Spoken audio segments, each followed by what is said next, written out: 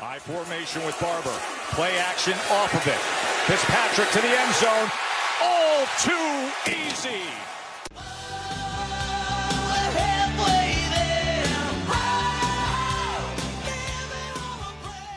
Today I'm going to present my mid-season awards for the 2018 NFL season. Now all the stats and rankings that I've got here are as of week 8. So if this comes out after most of week 9 already happens, so be it. All the stats that I'm going to read off and my decisions are after fully completing week 8. So we're getting into that. Now I'm going to do rookies. I'm going to do the top rookie of each position.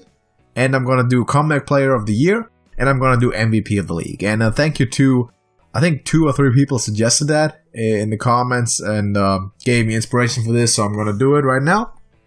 And we're going to start off with the rookies. And my prediction for the quarterback rookie, best quarterback rookie so far, I actually have a tie. I have a tie between Sam Darnold and Baker Mayfield for the New York Jets and the Cleveland Browns respectively. I don't have the tie because I want to avoid fighting in the comments because that happens a lot. And I don't want to be accused of favoring Darnold over Mayfield unjustly. And right now, they're too close together to really make a call here. And I didn't want to do that. So Sam Darnold leads all rookie quarterbacks in completions, yards, and touchdowns. Sounds really good. Of course, he also started more games than Baker Mayfield because Baker Mayfield only came in after a few weeks when Tyrod Taylor was benched for him. However, even though playing less games, Baker Mayfield took more sacks. The Browns' offensive line is, it's pretty good, and you can't really say that Baker Mayfield has worse weapons than Darnold. He has a better offense around him than Sam Darnold does. Darnold managed to win an extra game. Baker Mayfield his record has been a bit worse, I think. But of course, that's the Browns in general. Now, he took more sacks in fewer games, but his passer rating is slightly higher. And by slightly, I mean ever so slightly, like a few points. And Josh Rosen is a bit beneath that. And of course, you got Allen and Lamar Jackson who have started only part of the season, have been playing somewhat inconsistently. Darnold has been throwing a lot of interceptions. Baker Mayfield has less, but Darnold also has more touchdowns. I'm calling it a tie right now because I don't see a advantage so decisive for one of the guys to actually make a call right now, but we'll see how it turns out. Running backs. This one is fairly simple. We have Saquon Barkley, who went 2nd overall to the New York Giants. He's been exactly what they have been expecting him to be. He is the 2nd in rush yards after the Broncos' Philip Lindsay.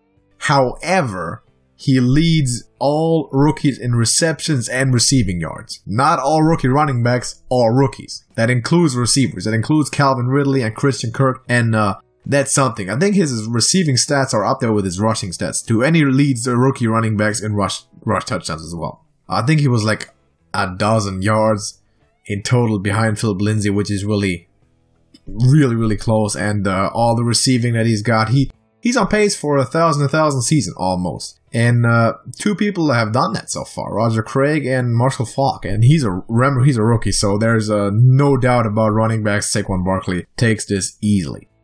Wide receivers is next. I'm also factoring tight ends into wide receivers most of the time. And in this case, we have Calvin Ridley by the Atlanta Falcons. He has the highest yards per catch by anyone over 20 receptions in terms of rookie wide receivers, or rookie players in general, I should say. And he has double the amount of touchdowns than anyone else. So he's got 6 receiving touchdowns so far. No other rookie wide receiver has more than half of that. And his first down percentage on his receptions is 77.8%. 3/4 of the time when he catches the football, it's a first down for the Falcons. And that's huge playmaking. So Calvin Ridley has been what they expected him to be, tandeming well with Julio Jones. And Matt Ryan has a great season passing to those guys. The defense is letting the Falcons down so far, but their offense is very strong. And Calvin Ridley is the best pass catcher, pure pass catcher, I should say, from this rookie class.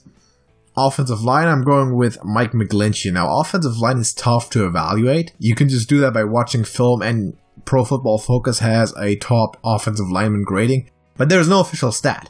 Offensive linemen aren't graded officially on any NFL page. You can't find stats for those guys. Now, I'm picking Mike McGlinchey, first of all, because he's a tackle, which is typically a little bit harder than a guard. He started the whole season so far, and he is the best run-blocking tackle in the league. Of all tackles. That's not just rookies. He is the best run-blocking tackle in the league.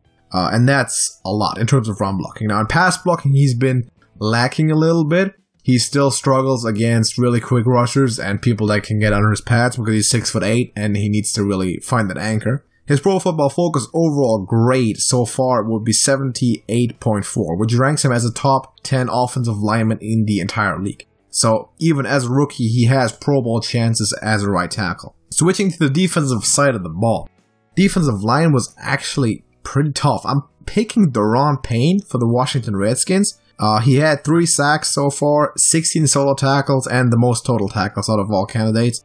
He also has 1 forced fumble. Now, I'm not including Bradley Chubb, but Bradley Chubb, of course, has been putting up a lot of sacks and been playing really good for the Broncos. I'm not including him here. He helped, Daron Payne, he helped the defensive line become one of the better units in the league.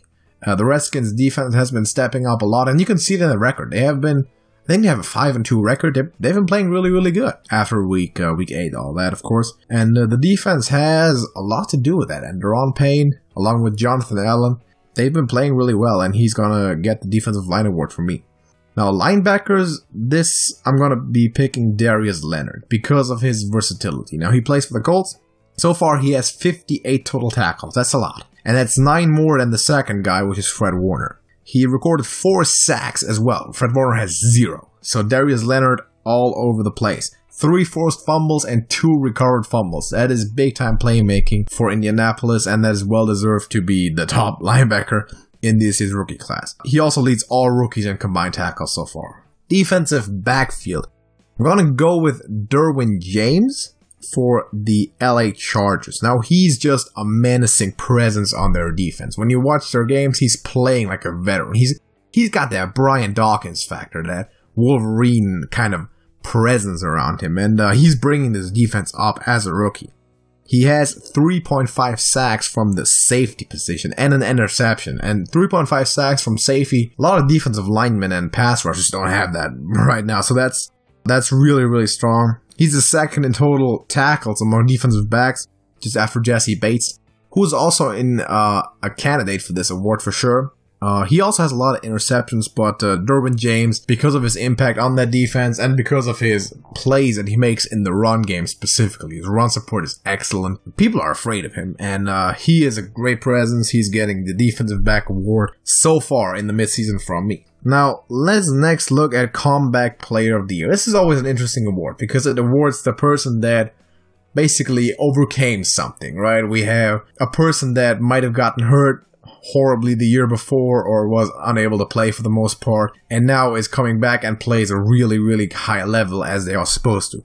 I'm gonna give this year so far to Andrew Luck, quarterback of the Indianapolis Colts. Luck is the second quarterback in the league ranking in completions, just behind Kirk Cousins, and also in passing touchdowns behind Patrick Mahomes. He's top 10 in passing yards, and he's gone right back to doing what he does best, which is make the Colts better than they are supposed to be, because Andrew Luck is still a great quarterback. He's had a lot of injuries in his season. He's been sidelined more than he's been actively playing and healthy with his shoulder. But so far, been playing really, really well. And he's still a top quarterback, still top passer in the league. He's demonstrating that this year, and he's getting Comeback Player of the Year so far. A runner-up to this award would be J.J. Watt for the Texans, who's been hurt a lot over the last 2 seasons, but now he's back. He's still in contention for leading the league in sacks, along with his brother T.J. Watt in Pittsburgh. He's also in conversation for Defensive Player of the Year when all is said and done, and he keeps playing like that, just like J.J. Watt can. And finally, we're gonna have MVP. Now, this is gonna be a big discussion, and this is really, really close, I think. A lot of people are still in contention. It's not as clear as it has been in years past. Now, last year we were, of course, all thinking Carson Wentz until he got hurt, and the year before, Matt Ryan was never really doubted. I'm gonna give it to Patrick Mahomes of the Kansas City Chiefs so far, and there's a lot of factors that play into that. First of all, he leads all quarterbacks in touchdowns at 26 and total passing yards, which is 2 of the most important stats, right? He's putting up the points and the yards. He's a top 5 passer rating in the entire league, and he's only a second-year quarterback and a first-year star, so he's getting better too. And his record is great. He's winning football games, which is one of the most important things that a quarterback is measured by. Patrick Mahomes for the crazy stats so far, and in a crazy explosive offense, of course, which does help him a lot, but doesn't take away from how good he's playing, is getting the MVP of this league so far. I have a few runner-ups because this is of course a prestigious award, so I'm gonna mention some more people that might be still in the running. The closest runner-ups, I would say Drew Brees and Phillip Rivers. Now, Drew Brees has a touchdown to interception ratio of 14-1 so far, which is phenomenal. He's a top 3 passer rating, and he has the highest completion percentage of any quarterback. Of course, he's already been breaking records this year, and he's been lighting it up, similar to Mahomes, with a fantastic offense down in New Orleans, and he's definitely in contention. And he should be, because he's just future Hall of Famer. He's a great player. So Drew Brees, definitely still in the race. And Phillip Rivers has the second best passer rating of all quarterbacks who started the whole season. Of course, there are some people in there who just played one game and their passer rating is really, really high, but consistently Phillip Rivers has been doing it better than anyone else. I also like to mention that I'm always going with passer rating. I don't really believe in QBR. Some people do, but passer rating is what's still the best stat to measure quarterbacks by. And quarterback rating, total QBR, I'm not buying it, and I'm not gonna make a lot of judgment on that, and I'm not gonna put a lot of value on that. Phillip Rivers also has a touchdown to interception ratio of 17-3, by the way, which is still as fantastic as the other guys. And some more dark horse candidates for the MVP would be Aaron Rodgers, because he's Aaron Rodgers, and we know he's probably the best player in football, and whenever he steps on the field, he has a chance to be fantastic. Also Jared Goff for the LA Rams, because he's the quarterback, which is the most important player on the most winningest team so far, which is the LA Rams. Another one would be Todd Gurley, also on the LA Rams. Running back, now this is a longer shot. This is more of a possible but not probable candidate. The thing with MVP is that if we really want to judge the most important, like the most valuable player, it really can't be anyone else but a quarterback ever, because the value of a quarterback, just by the nature of the position and by the way the game functions these days, with how pass heavy the NFL has become, the importance of the quarterback position is immeasurable, and can't even be compared to any other position. But Todd Gurley is on a way to have a legendary season, and he's been playing absolutely fantastic. I still want to drop the name Ryan Fitzpatrick. I don't believe in it. He hasn't even been starting the whole time, but his passer rating is still one of the absolute best in the league, and he's been playing fantastic when he had to. First few games of the season he started, he's been playing amazing. He's been lighting it up. I think I said after 3 weeks that Fitzpatrick is a candidate for MVP if he keeps playing that way. Of course, then he played bad one game, got benched for Jameis Winston, who played bad for a few games, and then Ryan Fitzpatrick just got brought back in against the Cincinnati Bengals, which of course wasn't a while back now that this video is up, but he's been playing fantastic since then, and he's starting for the Buccaneers as of week 9. Again, and if he keeps doing that, which I don't believe he will, but if he can do it for the rest of the season at that high level, he's not out of the conversation. A lot of people have shown some love for Fitzmagic, and I get it.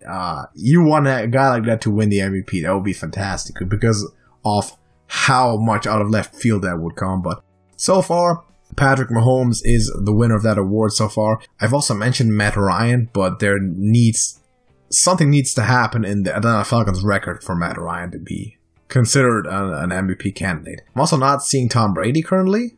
His numbers just aren't up there with the top guys, even though, of course, New England is always going to be winning as long as Tom Brady and Bill Belichick are there. So those are my picks, I guess, my midseason awards for the NFL season 2018. Let me know what you agree with, what you disagree with. I hope I didn't disgruntle too many people by picking rookie quarterback favorites there. So we're going to have to wait and see about that. And I guess when the season's over, I'm going to revisit this. I'm going to give my maybe predictions for the Pro Bowl, maybe an all-rookie team. So if there's interest in that, always feel free to let me know and discuss in the comments what you agree with. Maybe what pick did I get wrong, and who should I have given an award to instead. An MVP conversation, I'm always open for that. So be sure to do that. Also, go check out some of my other stuff. I've done individual videos on a few players I've mentioned, including Sam Darnold, and I actually have pro comparisons for all the rookie quarterbacks that went in the first round this year, which is 5 guys. So go check that out if you're interested in seeing who I see most closely stylistically in the NFL to those 5 guys. And thank you for watching the video. I hope you have a great day, and I'm going to see you in the next one.